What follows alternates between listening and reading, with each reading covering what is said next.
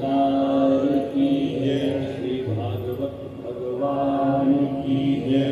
श्री सुखदेव जी महाराज की जय। श्री गौ माता की जय। श्री भारत माता की जय। श्री हनुमान जी महाराज की जय। श्री सब संतन हरि भक्तन की जय। श्री सत्य सनातन धर्म की जय। श्री सद्गुरुदेव महाराज की जय। जय जय श्री राधे। जय जय श्री राधे। जय जय श्री राधे। जन्माद्यस्य पुण्यान्तरतश्चार्थेषु विद्याविश्वराट् तेने ब्रह्महृदायादिकवे मुह्यन्ति यत्र सूर्या तेजो वारिमृदां यथा विनिमयो यत्र द्विसर्गो मृषा धाम्नास्मि सदा निरस्तकुहकं सत्यं परं धीमहि। यं प्रव्रजन्तमनुपेतं वेदकृत्यं गमायनो विरहकातरया जुहाव पुत्रेति तन्मयतया कर्गोऽभिनेदु तं सर्वभूतहृदयं मुनिं मामतोऽस्मि सिद्धिं संक्रमण यत्प्रसादात् भवद्भौमभूतसाख्य तेजोपद्योपास्महे श्री सद्गुरुदेव चरणकमलेभ्यो नमः। बालकृष्ण भगवान की जय।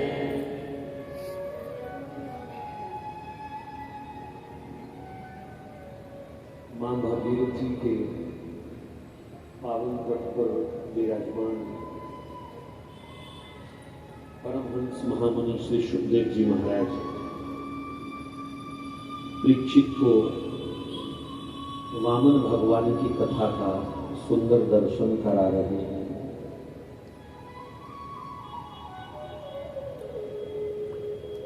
अद्भुत तेज, अद्भुत निखार, मुनि मनमोहन दिव्य छवि को धारण किए हुए, एक हाथ में छाता, एक हाथ में कमंडल, बगल में मृगचरण, खटम खटम खड़ाओं की ध्वनि, कंधे पर सुंदर यज्ञोपवीत और लंबी घनी चोटी, ऐसे ब्रह्मचारी वामन वटुक के रूप में भगवान राजा बलि के यज्ञ द्वार पर पधारे। भिक्षा के लिए उन्होंने आवाज लगाई तो राजा बलि तुरंत उनके स्वागत के लिए करबद्ध होकर के खड़े हुए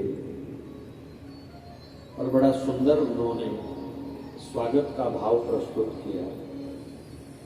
स्वागतम ते नमस्तुभ्यं ब्राह्मण किं करवामते ब्रह्म ऋषीणां तपः साक्षात् मन्यत्वार्य वपुर्धरम्। हे ब्राह्मण देवता, मैं आपका स्वागत करता हूं, आपको प्रणाम करता हूं। ऐसा लग रहा है जैसे समस्त ब्रह्म ऋषियों ने एक ब्राह्मण बटुक का रूप धारण करके मेरा कल्याण कर दिया। आपके दर्शन से मैं धन्य हो गया, आपकी चरण धूलि से मेरी यज्ञ भूमि पवित्र हो गई। बलि के विषय में आप जानते हैं, वो इंद्र पद पाना चाहते हैं। देवताओं से लड़ झगड़ करके जब इंद्र पद नहीं मिला तो शास्त्रीय मार्ग उसने पकड़ा। 100 अश्वमेध यज्ञ जो करे उसको इंद्र पद प्राप्त होता है। 99 यज्ञ उसके पूर्ण हो चुके हैं, 100वां यज्ञ चल रहा है और उसमें भगवान वामन स्वरूप धारण करके पधारे हैं ताकि इसके 100वें यज्ञ को रोका जा सके।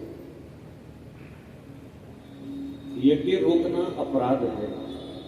स्वयं भगवान यज्ञ रोकेंगे तो आम लोगों को क्या प्रेरणा मिलेगी कि भगवान यज्ञ रोक रहे हैं।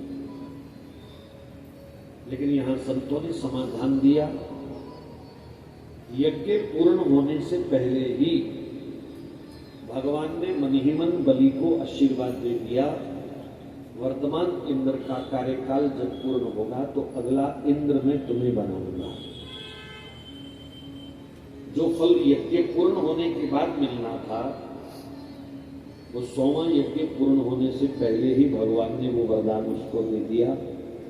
बस थोड़ा सा इंतजार करना पड़ेगा, वर्तमान इंद्र का कार्यकाल पूरा हो जाए, समय पूरा हो जाए। भिक्षा के लिए आवाज दी थी उन्होंने, सो बलि कहते हैं मैं भिक्षा में आपको क्या दूं? आप राजा बलि के द्वार पर आए हैं, आज मैं आपको इतना दूंगा कि कमंडल झोली की तो बात दूर, मैं आपका मन भी भर दूंगा। जीवन में कभी आपको भिक्षा नहीं मांगनी पड़ेगी। और लंबी सूची पढ़ दी बलि ने, हीरे मोती सोना चांदी, यहां तक कह दिया कि किसी भूखंड का मैं तुम्हें राजा बना देता हूं। और फिर इससे भी ऊपर उठे और कहने लगे ये सब सामग्री सामान लेने में अगर आपको संकोच हो रहा है, आप मेरी बेटी से ब्याह कर लो, सब सामग्री मैं तुम्हें दहेज में दे दूंगा। भिक्षा मांग रहा है एक ब्राह्मण और उसको इतना बड़ा राजा अपनी बेटी देने के लिए तैयार हो गया। ये बात समझ नहीं आती। लोग कितनी छानबीन करते हैं, कितनी संपत्ति है, कितनी जमीन जायदाद है, कितना बैंक बैलेंस है, पैतृक संपत्ति कितनी है, अपनी कमाई कितनी है, 100 बातों की लोग जांच करते हैं। और राजा बलि ने एक भिक्षा मांगने के लिए आए हुए ब्राह्मण को कह दिया मेरी बेटी से ब्याह कर लो। देखा क्या? बलि बहुत समझदार है। प्रहलाद जी के पोता हैं, उनकी परख कमजोर नहीं हो सकती। बलि ने वामन भगवान के चेहरे पर जो तपस्या का तेज तप निखार देखा, वो उसी से प्रभावित हो गए। समझ गए जो व्यक्ति भगवान का भजन करता है, जो व्यक्ति तप करता है, संसार की सब संपत्तियां उसके चरणों में अपने आप आ जाती हैं। मुझे कुछ देखने की जरूरत नहीं। पता नहीं हम लोग क्यों भजन के मार्ग को नहीं पकड़ पा रहे हैं, क्यों धन के लिए भजन खराब करते हैं, क्यों फालतू चर्चा में पढ़ करके भजन खराब करते हैं, जबकि भजन ही सब सुखों का, संपत्तियों का, साधनों का मूल है। वैसे तो भजन निष्काम करना चाहिए, ये हम कल भी चर्चा कर चुके हैं। लेकिन चलो अगर लोभी मन नहीं मानता तो लोभ लालच से भी अगर तुम भजन करोगे, कम से कम भजन तो करो। जिस दिन वो पूर्ण आनंद आने लग गया ना, तब तुम्हें हीरे मोती भी कांच के टुकड़े जैसे दिखाई देंगे। वस्तुतः हमारे पास उतना धन नहीं है जितनी धन की आसक्ति है। धन तो उतना ही आएगा जितना भाग्य में है। ना रत्ती भर कोई बढ़ा पाएगा ना घटा पाएगा, लेकिन आसक्ति, एक इच्छा, कामना, ये भी आ जाए, वो भी आ, चाहे सारी जिंदगी ना आए, और सोचने में क्या जाता है, इसी चिंता में आदमी डूबा रहता है। तो भी मैं प्रार्थना करूं, लोभ वृत्ति से ही जपो, लेकिन भजन के लिए विशेष समय आपके जीवन में होना चाहिए।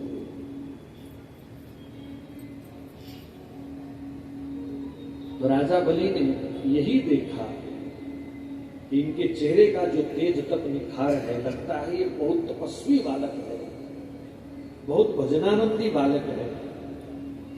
और जैसे समुद्र किसी नदी को निमंत्रण नहीं देता, पर सब नदियां अपने आप अपना सारा जल समुद्र के पास लेके जाती हैं, ऐसे ही भजन करने वाले के पास संसार की सब सुख संपत्तियां बिन बुलाए आती हैं। उसे प्रयास नहीं करना पड़ता, उसे कोशिश नहीं करनी। भजन का महत्व समझो। भजन भगवान है। जब भगवान हमारे पास आ गया तो लक्ष्मी उनके बिना कहाँ रह पाएगी और कितने दिन अलग रह पाएगी, उसे भी आना ही पड़ेगा।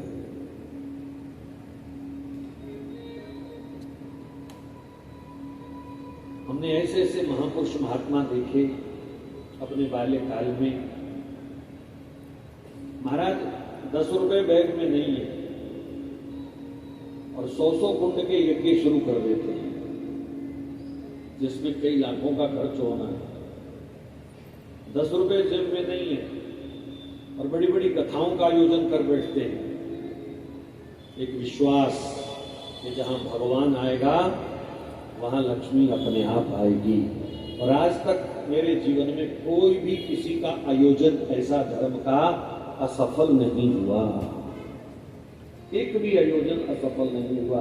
तो पैसे के कारण कोई यज्ञ रुक गया हो, कोई सम्मेलन रुक गया हो, कोई कथा रुक गई हो, आज तक एक भी उदाहरण मेरे जीवन में तो नहीं है। और ना ही आज तक कोई मुझे ऐसा मिला। पता नहीं 700-800 कथा हो गई है जीवन की, आज तक मुझे ऐसा भी कोई नहीं मिला जो ये बोल सके कि कथा कराने के बाद मुझे बड़ा घाटा पड़ गया, मैं बड़ा नुकसान में चला गया, मेरा बजट हिल गया। आज तक ऐसा भी कोई नहीं मिला। जहां नाम है, जहां भगवान है, वहां सब सुख संपत्तियां, रिद्धि सिद्धि। महाराज प्रहरी बन करके भगवान बिठा देते हैं, यहां बैठ जाओ, जब तक कार्य पूर्ण नहीं होगा हिलना नहीं है।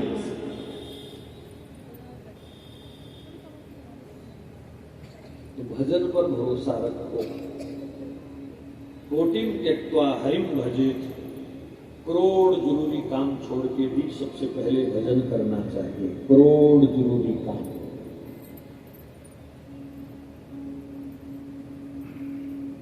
वामन भगवान ने जब बलि का इस प्रकार का निवेदन सुना तो मुस्कुराते हुए उन्होंने बलि की बड़ी प्रशंसा करी। राजन, आप धन्य हैं, आपकी चौखट पर आज तक किसी भी याचक की पुकार को ठुकराया नहीं गया और आपने भी अपनी कुल परंपरा का सुंदर निर्वाह किया है। भले ही आप मुझे बहुत कुछ देने के लिए तत्पर हैं, पर मैं तो एक छोटी सी झोंपड़ी बनाने की इच्छा रखता हूं, मुझे 3 पग भूमि दान करो। भगवान ने वैसे कभी मांगा नहीं, लेकिन अगर मांगा है तो 3 पग ही मांगा है। इससे ज्यादा भगवान की कभी इच्छा नहीं है किसी से मांगने की।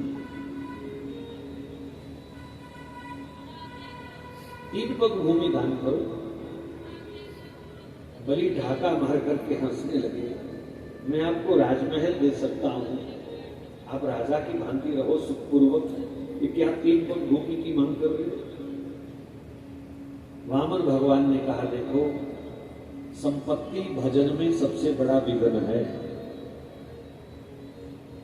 संपत्ति साधना में सबसे बड़ा विघ्न है और संपत्ति के बाद संपत्ति की आसक्ति उससे बड़ा विघ्न है और उसके बाद संपत्ति का अहंकार सबसे बड़ा विघ्न है। जिसको धन का अहंकार आ गया वो 100 जन्म भी पता नहीं भजन कर पाएगा कि नहीं कर पाएगा। तो कहा, मैं संपत्ति नहीं लेना चाहता, मुझे छोटी सी झोपड़ी बनानी है, 3 पग भूमि दान करो। बलि ने बहुत प्रयास किया किसी तरह की अपनी मांग बढ़ाएं। राजा बलि ने अपनी मांग नहीं की, वामन भगवान ने अपनी मांग नहीं बढ़ाई। कहा, दे सकते हो 3 पग दो, नहीं तो चला मैं। मेरी कौन सी इतनी बड़ी मांग है, कोई गरीब आदमी से भी मांगूंगा वो भी दे देगा। 3 पग होते क्या है? जैसे ही वामन भगवान ने थोड़ा मुड़ने का नाटक किया, घूमने का, चला मैं, तो बलि डर गए। क्यों डर गए? ये बात आपको भी सदा याद रखनी चाहिए। किसी ब्राह्मण ने, किसी साधु ने आपसे कुछ मांगा और आपने इनकार कर दिया और वो खाली हाथ अगर आपके घर से लौट गया तो याद रखना आपके सब पुण्य क्षीण हो जाएंगे। भले ही एक तुलसी पत्ता देकर के उसे भेजिए, पर खाली हाथ मत भेजिए। मांगना आसान नहीं है। मांगने के लिए भगवान को भी वामन बनना पड़ा, छोटा बनना पड़ा। कोई अपने अहम को, अपने वर्चस्व को, अपनी प्रभुता को ताक पर रख करके फिर मांगता है। यानी इस मांग के पीछे उसका त्याग देखो। अपना सब अहम, सब प्रभुता, सत्ता सब छोड़ करके तब कोई मांग सकता है।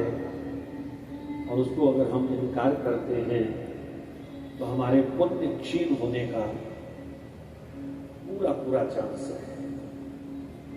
इसलिए बलि तुरंत रास्ता रोक करके खड़े हुए, महाराज क्षमा करें, मैं तो चाहता था जीवन में दोबारा कभी आपको भिक्षा ना करनी पड़े, पर लगता है आपके भाग्य में ही 3 पग भूमि लिखी है, तो मैं क्या कर सकता हूं।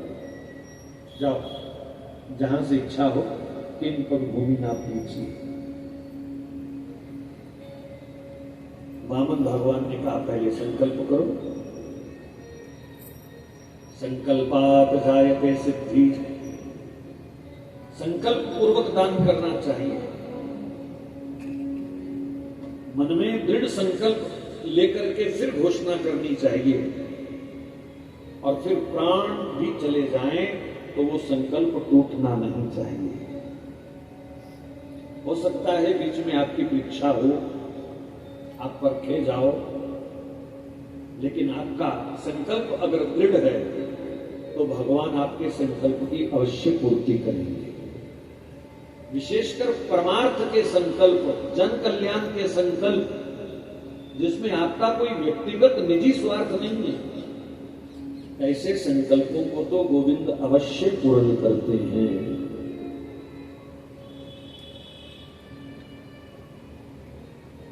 बलि ने हाथ में जल पात्र लिया, संकल्प पढ़ने लगे, और आप जानते हैं गुरु शुक्राचार्य जी ने बीच में आकर के उनको रोक दिया। कहा, राजन, ये संकल्प तुम नहीं कर सकते। दान की एक सीमा होती है, और इस संकल्प में तुम्हारा सब कुछ छिनने वाला है। कोई भी व्यक्ति अपना सब कुछ दान नहीं कर सकता। करने वालों ने किया है, वैसे फायदे में रहे। फिर भी आम गृहस्थियों के लिए शास्त्र ने कुछ नियम बनाए हैं। अपने धन के 5 भाग करने चाहिए, जो शास्त्र आज्ञा है। अपने धन के 5 हिस्से कर लीजिए। एक हिस्सा धर्म के लिए, दूसरा हिस्सा यश के लिए, तीसरा धन की वृद्धि के लिए, व्यापार आदि में लगाने के लिए, चौथा हिस्सा जीवन निर्वाह के लिए, और 5वां हिस्सा अपने स्वजनों की रक्षा के लिए। कोई जरूरतमंद अपना सज्जन रिश्तेदार आपत्ति में फंस जाए तो 20% उसके लिए अलग से रखना चाहिए। तो ये 5 भाग हैं धन के, और दान का तो 20% हुआ ना फिर। तो कहा, राजन, इस संकल्प में तो तुम्हारा 100% जाने वाला है, इसलिए तुम ये संकल्प नहीं कर सकते। दान 20% कर सकते। बलि हंसते हुए कहने लगे, गुरुजी क्या हो गया आज आपको? 3 पग भूमि मांगी है इन्होंने, और मैं त्रिलोकपति बनने जा रहा हूं। 3 पग होते कितने? ये तो मेरी संपत्ति का करोड़वां अंश भी नहीं, और आप मुझे रोक रहे हो? नहीं गुरुदेव, मैं अब अपने मुंह से वचन दे चुका हूं। अब परिणाम चाहे कुछ भी हो, मैं वचन नहीं तोड़ सकता। और किसके लिए वचन तोड़ूं? उस धन के लिए, उस संपत्ति के लिए जो ना मैं साथ लाया था ना साथ ले जाऊंगा। मेरे बाद लोग उंगली उठाए, वारे बड़ा चला था इंद्र बनने, 3 पग भूमि का संकल्प करके मुकर गया। मैं ऐसा अपयश लेकर के न जीना चाहता हूं न मरना चाहता हूं। साथी है साथी है मित्र गंगा के जल बिंदु पान तक। परिवार के सब लोग चलेंगे शमशान तक। अर्धांगनी बढ़ेगी तो केवल मसान तक। पुत्र भी हक निभाएगा तो अग्निदान तक। इसके आगे इसके आगे इसके आगे भजन ही है साथी। भजन के बिना तू अकेला रहेगा। मन जग ये 2 दिन का मेला रहेगा। न कायम सदा ये झमेला रहेगा।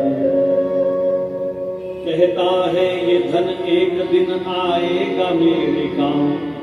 हम सब बोलते हैं ना, रखो संभाल के काम आएगा।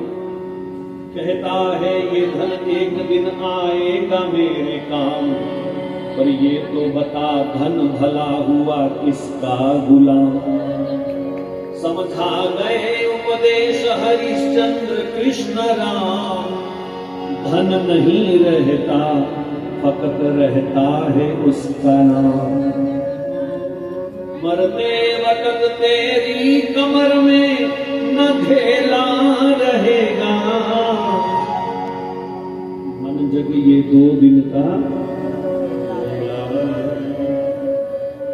और इस 2 दिन के मेले में मैं बदनामी लेके मरूं।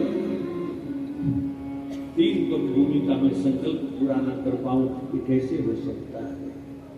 इसलिए गुरुदेव अब परिणाम कुछ भी हो मैं ये वचन तोड़ नहीं सकता, क्योंकि संकल्प होना बाकी है। वाकदान तो हो चुका है, जुबान तो दे चुका है।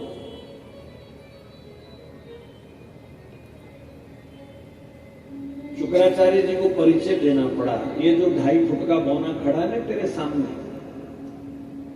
ये विष्णु भगवान है। तो इनकी मांग पूरी नहीं कर पाए, एकदम गदगद हो गए। बोली है ये विष्णु है। गुरु जी आपको पीछे हट जाओ, बस अब तो ये दान में अवश्य करूंगा। हट जाओ पीछे, गुरु जी रोकना चाह रहे हैं। बलि ने मन ही मन गुरु का त्याग कर दिया। जो गुरु भगवान से मिलने में बाधा बने, ऐसे गुरु को तो तिलांजलि ही दे देनी चाहिए। 5 रिश्ते कहते हैं जैसे नाखून और मांस का संबंध है ना, वो होते हैं। गुरु, पिता, पति, माता,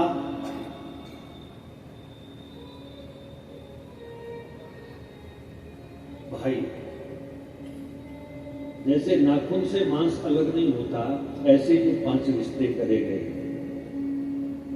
मीरान जी ने तुलसीदास जी को पत्र लिखा, गोसाई जी ये मेरे रिश्तेदार, ये 5 रिश्ते, ये मुझे भजन नहीं करने दे रहे, क्या करूं?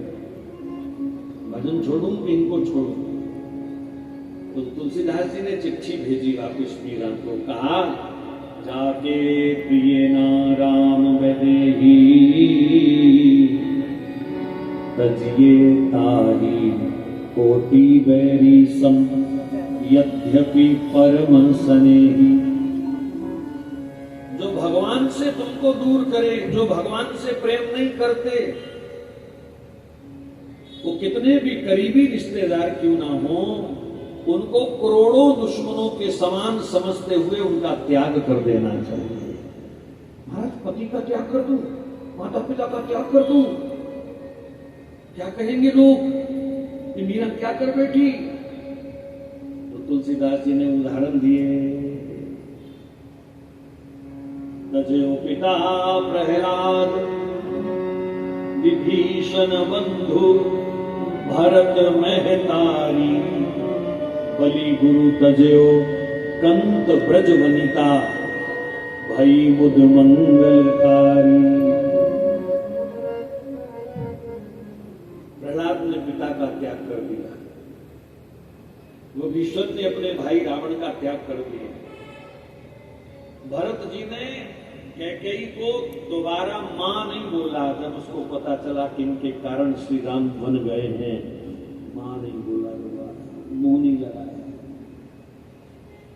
बलि ने अपने गुरु का त्याग कर दिया। ब्रज वनिताओं ने मन ही मन अपने पतियों से संबंध तोड़ लिए, क्योंकि वो भगवत प्राप्ति में बाधा बन रहे थे। जो संबंध भगवान से मिलने में बाधा बने, उस संबंध का शीघ्र अतिशीघ्र त्याग कर देना चाहिए। तुलसीदास जी ने बड़ी सटीक उदाहरण और दी साथ में। लोग आंख में सुरमा लगाते हैं, इसलिए आंख की शान बढ़ाने के लिए, आंख की चमक बढ़ाने के लिए। पर अंजन कहा आंख जही फूटे,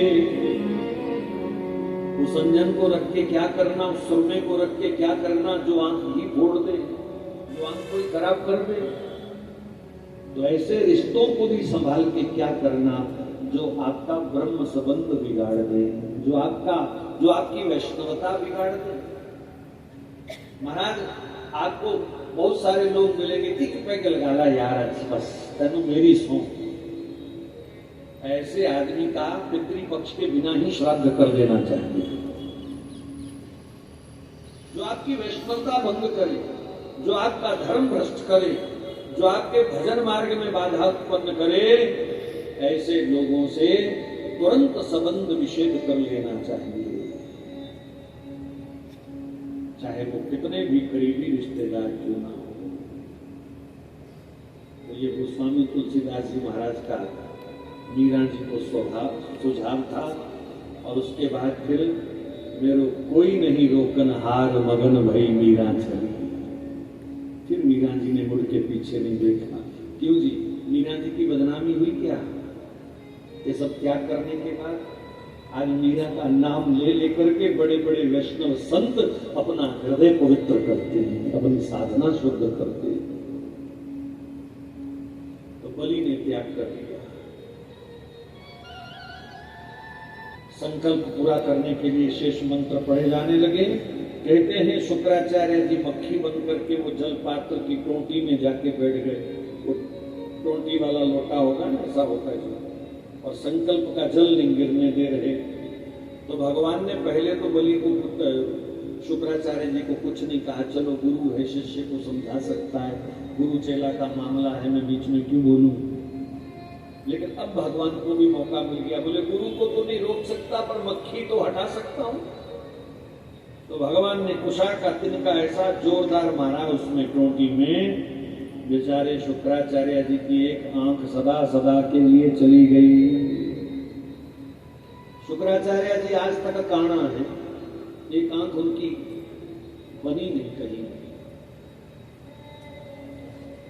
हैरानी इस बात की होती है कि ये शुक्राचार्य जी इतने बड़े वैज्ञानिक हैं, इतने बड़े डॉक्टर हैं कि कोई आदमी मर जाए, उसकी जली हुई बॉडी की राख के सामने रख दी जाए तो शायद उसको भी ये जिंदा कर दे, क्योंकि मृत संजीवनी विद्या इनके पास है। मरे हुए को जिंदा कर सकते हैं। लेकिन याद रखना, किसी के भजन में, किसी के दान में, किसी की तीर्थ यात्रा में, किसी के सत्संकल्प में अगर आप विघ्न करते हो तो भगवान ऐसा कलंक लगाएंगे कि तुम कभी उसे धो नहीं पाओगे। जो मुर्दे को जिंदा कर सकता है वो आज तक अपनी आंख ठीक नहीं कर पाए। कभी किसी के भजन में बाधा मत करना। सहायक बन सकते हो तो बनो, किसी के भजन भाव को बढ़ा सकते हो तो बढ़ाओ, लेकिन कभी किसी को कटौती करने के लिए मत कहना। आज भी ऐसे बहुत सारे शुक्राचार्य हमारे दाएं बाएं घूमते रहेंगे। आप पहचानो कि ना पहचानो मुझे नहीं पता, लेकिन बहुत आएंगे आपको ऐसी सलाह देने जो धर्म कर्म में भी, अरे ज्यादा कथा में मत जाया करो, थोड़ा घर का भी ध्यान रखा करो। ये तो वेले इन्होंने तो काम कोई नहीं, आप अपना घर देखा करो, ज्यादा पैसे दान मत किया करो, बच्चों को नहीं देखा ना, उनको पीड़ा होती है, हाय हम तो कर नहीं पा रहे, ये हमसे आगे कैसे निकल रहे हैं, इसलिए सलाहकार बन के आए। अच्छा, उनको आप सूट साड़ी लेने के लिए साथ ले जाओ, कभी सलाह नहीं देंगे कि 1000 रुपए कम वाला ले ले, कहेंगे नहीं वो ज्यादा अच्छा है। तब वो नहीं कहेंगे कि तू 500 वाला 1000 वाला सूट ले ले, तब वो कहेंगे 5000 वाला तो मुझे सबसे अच्छा लग रहा है। अच्छा पता है उनको रेट का, लेकिन बोलेंगे है पता नहीं कितने का, पर ये सबसे बढ़िया है। रेट पता होता है। सलाह कहां देंगे? जब आप कहीं दान पुण्य करने लगोगे, तब वो सलाहकार आपके हिमायती बन के आएंगे, एक तरीके ना चलो जी। इसीलिए संत कहते हैं भजन हो, दान पुण्य का मामला हो, ज्यादा लोगों से सलाह मशुरा नहीं करना।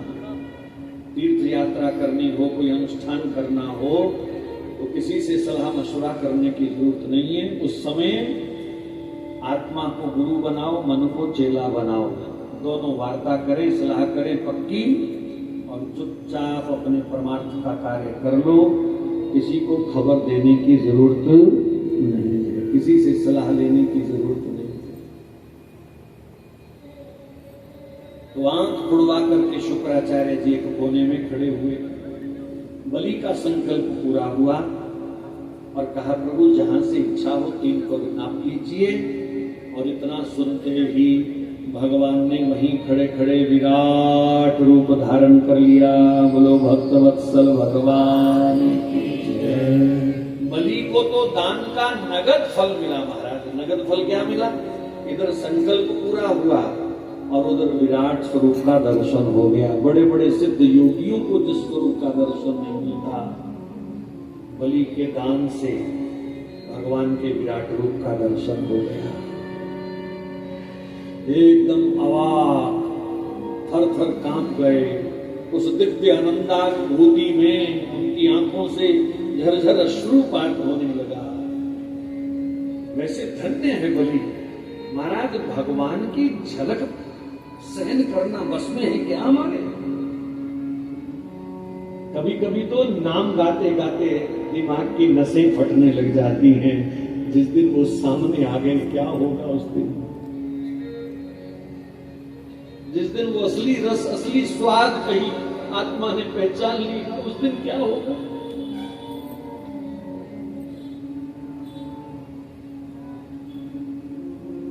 और धन्य है बलि। शायद ये यज्ञ भगवान की कृपा है, उसके दान पुण्य की कृपा है कि ऐसे अखिल कोटि ब्रह्मांड नायक भगवान के विराट स्वरूप का वो दर्शन पा रहे हैं। और पूर्ण विराट रूप धारण करके भगवान कह रहे हैं, ओ बलि 3 पग का संकल्प किया था, 2 पग में भगवान ने सब कुछ नाप लिया। आकाश भी नाप लिया, पृथ्वी भी नाप ली, और तीसरे पग के लिए बलि को झूठा सिद्ध कर दिया। तेरा संकल्प मिथ्या हो रहा है, तुझे नरक जाना पड़ेगा। क्योंकि दान का जो संकल्प किया है, अगर वो पूरा नहीं करते तो नरक पक्का है। कहा तुम्हें नरक मिलेगा। ये भगवान भी कैसा छल कर रहे हैं यार, सरेआम धोखा कर रहे हैं और साथ में चेतावनी दे रहे हैं कि तुझे नरक मिलेगा। बलि ने इशारे इशारे में अपनी पत्नी की ओर देखा। पत्नी बड़ी समझदार थी, उसने इशारा कर दिया, स्वामी जीवन में ऐसा अवसर दोबारा आने वाला नहीं। अब ठाकुर जी के चरणों में अपना मस्तक रख दीजिए, अपने जीवन को धन्य कर लीजिए।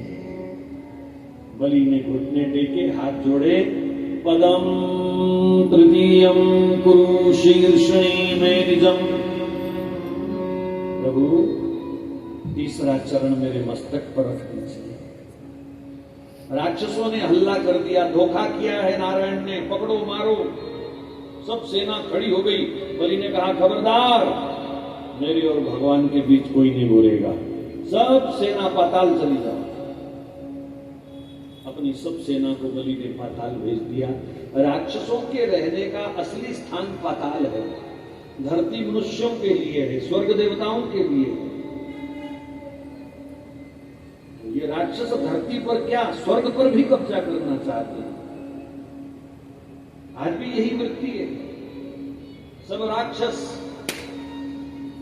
सारी धरती को, सारी भारत को वक्फ बोर्ड की संपत्ति बनाने में लगे हुए हैं। सब हमारा है, दूसरे को रहने का अधिकार नहीं है। या तो हमारा धर्म स्वीकार करो, नहीं तो छोड़ दो, सब कुछ हमारा है। ऐसी शिक्षा उनको दी जाती है, ऐसी पढ़ाई उनको पढ़ाई जाती है। अपने धर्म स्थानों को उन्होंने हथियारों का अड्डा बना रखा है। अपने मदरसे को उन्होंने ट्रेनिंग सेंटर बना रखा है। अपने त्योहारों को उन्होंने मार कटाई की ट्रेनिंग बना रखा है। ऐसे त्योहार बनाए कि सबको मार कटाई की ट्रेनिंग दी जा सके। चाकू कैसे पकड़ा जाता है, तलवार कैसे चलाई जाती है, सारी पृथ्वी पर कैसे कब्जा करना है, वही लड़ाई इस समय चल रही है। फिर भी सात्विकता कभी मरती नहीं। उस समय भी सनातन धर्म ने ही सब राक्षसों का अंत किया था, और आज भी देख लेना, सनातन धर्म ही सब आसुरी वृत्तियों का नाश कर देती है। भारत का वेद ज्ञान, गीता ज्ञान, भागवत ज्ञान जिस दिन जन जन के अंदर जागृत हो जाएगा, सब राक्षसों को फिर पाताल में ही छुपना पड़ेगा। तो हम लोगों की थोड़ी कमजोरी है, या हमको कमजोर बनाया गया, हमको शास्त्रों से जानबूझ के दूर रखा गया, हमारे वास्तविक इतिहास से हमको जानबूझ के दूर रखा गया। हमारे धर्म ग्रंथ स्कूलों में नहीं पढ़ाए जा सकते, ऐसे कानून बना दिए। उनको छुट्टी दे दी, हमारे लिए कानून बना दिए।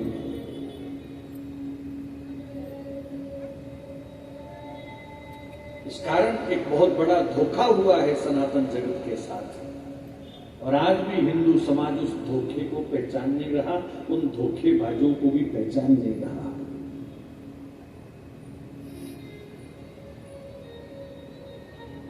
बलि ने सबको पाताल भेजा, भगवान ने बड़े आराम से उसके मस्तक पर चरण रखा। अब याद रखना, जिसने भगवान के चरणों में सिर रख दिया, उसका बाल बांका भगवान भी नहीं कर सकते। ममपन भगवान की प्रतिज्ञा है, ममपन शरणागत भयहारी। भगवान की प्रतिज्ञा है, मेरी शरण में जो आ गया, जिसने अपना मस्तक मेरे चरणों में रख दिया, उसके हर भय को दूर करता हूं, ये मेरी प्रतिज्ञा है। ममपन मेरी प्रतिज्ञा है। नामे भक्ता प्रणश्यति, मेरा भक्त कभी मर नहीं सकता, नष्ट नहीं हो सकता। भक्त बन जाओ जल्दी जल्दी बस। अगर ठाकुर जी का आशीर्वाद लेना है ना, ये वाली प्रतिज्ञा याद कराओ और भक्त बन जाओ, प्रेमी बन जाओ, नतमस्तक हो जाओ भगवान के चरणों में। फिर भगवान अपने प्रण का पालन करेंगे।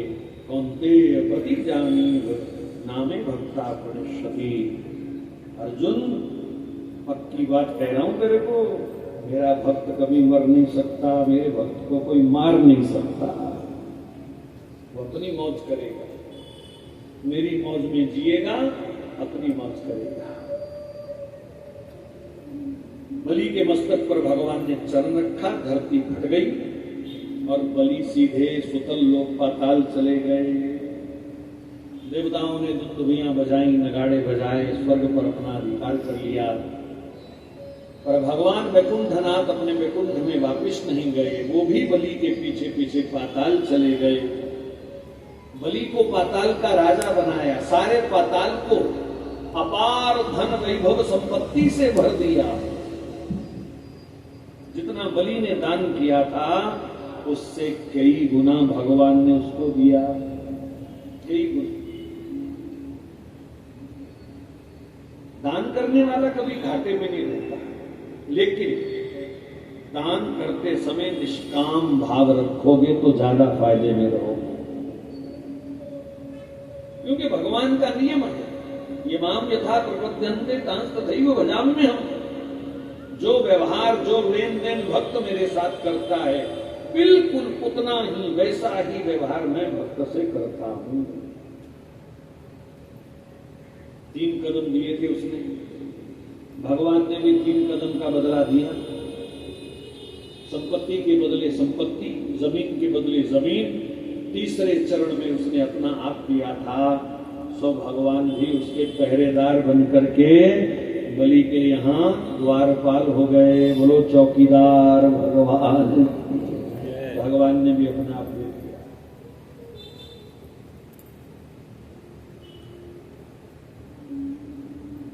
बेचारी लक्ष्मी जी बहुत दिनों तक इंतजार करती रही। भगवान नहीं लौटे तो नारद जी से पता चला वो तो चौकीदार की नौकरी कर रही है। बड़ी आवाजें लगाई, प्रभु ये क्या हाल बना रखा है, डंडा लेकर के खड़े हो, अच्छे लगते हो, चलो वापिस। भगवान ने कहा लक्ष्मी मैंने सरासर छल किया इसके साथ, इसने एक बार भी मुझ पर उंगली नहीं उठाई। मैं जैसा कहता गया ये करता गया, मैं जैसा बोलता गया ये वैसा करता गया।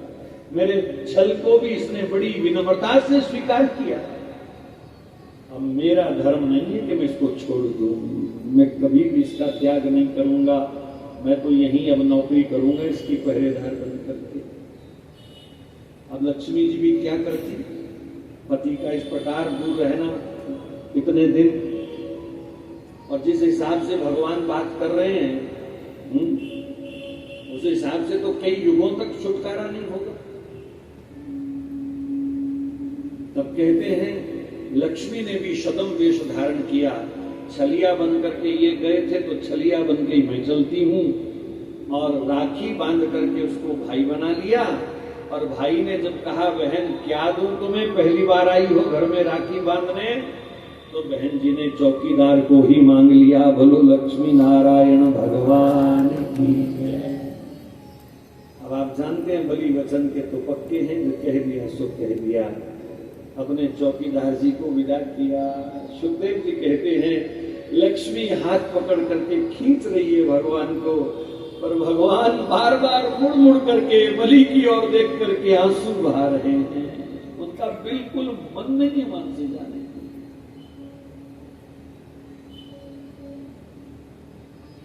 लक्ष्मी से कह रही क्यों आती है तू मेरे और भक्त के बीच, क्यों आती है? मैंने सरेआम छल किया इसके साथ, पर इसने एक बार भी मेरे ऊपर आक्षेप नहीं उठाया। मेरा तो मन करता है मैं चिरकाल तक इसकी सेवा करके अपने ऋण को हल्का करूं, पर चलो अब तुमने अपना काम कर ही दिया है, तो भी लक्ष्मी मैं वचन दे के जा रहा हूं, रक्षिष्ये सर्वतोहम, मैं सदा इसकी रक्षा करूंगा, मैं कभी इसे छोड़ूंगा नहीं। आज भी भगवान 4 महीने जिसको चतुर्मास कहते हैं, भगवान बलि की सेवा में रहते हैं, पाताल में रहते हैं। सृष्टि का कार्य भगवान शिव देखते हैं इन 4 महीनों में। अभी जो चतुर्मास चल रहा है ना, तो भगवान पाताल में है।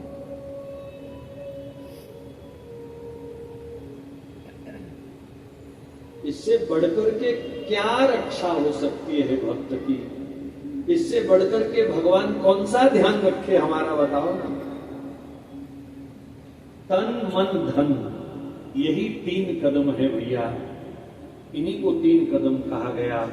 और तन मन धन जो भगवान को अर्पण कर देते हैं, भगवान उनके द्वार के द्वारपाल बन जाते हैं। कौन से द्वार के? कोठी के नहीं, ये जो हमारे शरीर के द्वार है। आंखों के आगे भगवान का स्वरूप पहरा देगा, कानों के द्वार पर भगवान की कथा कीर्तन पहरा देगी, मुख के द्वार पर सदा भगवान का नाम पहरा देगा। ये जितने भी द्वार हैं यहाँ फिर भगवान विराजमान हो जाते हैं। तन मन धन समर्पण करने का इतना बड़ा पुण्य है।